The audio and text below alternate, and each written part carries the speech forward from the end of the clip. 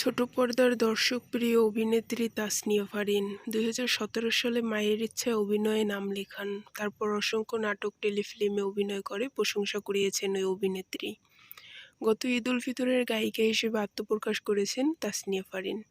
রঙে রঙে রঙিন হব শিরোনামের গানটি যৌথভাবে কণ্ঠে তোলেন তাহসান খান ও ফারিন। গানটি ইত্যাদিতে প্রচারের পর গত 16 এপ্রিল ইউটিউবে মুক্তি পায়। তারপর গানটি যেন লুফে নেন শ্রোতারা। এখন পর্যন্ত গানটির মোট ভিউ দাঁড়িয়েছে 95,72,000-এর বেশি। দর্শক শ্রোতারা গানটির ভূয়সী প্রশংসা করেছেন। শুধু তাই নয়, বর্তমানে বাংলাদেশে অসংখ্য মিউজিক ইউটিউব ট্রেন্ডিংয়ের তালিকায় শীর্ষে রয়েছে গানটি। বিষয়টি নিয়ে উচ্ছ্বসিত উপস্থাপক হানিফ সংকেত। নিজের সামাজিক যোগাযোগ মাধ্যমে তিনি লেখেন, প্রিয় দর্শক, ঈদ উপলক্ষে ঈদের বিশেষ ইত্যাদিতে প্রচার সবগুলো গানই আপনারা পছন্দ করেছেন জেনে আমরা আনন্দিত।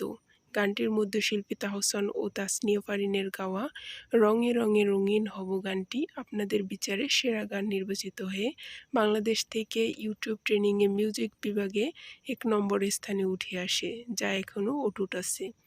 গায়িকা হিসেবে ফারিনকে দর্শক এখনও চিনলেও অনেক আগে থেকে গানের চর্চা করেন তিনি। এ বিষয়ে ফারিন বলেন, আমি কিন্তু নায়িকার আগে গায়িকা। যশোর থেকে ঢাকায় এসেও গানের চর্চা করেছি। দিনের পর দিন গান শিখেছি। জাতীয় বিভাগীয় পর্যায়ে গান করেছি।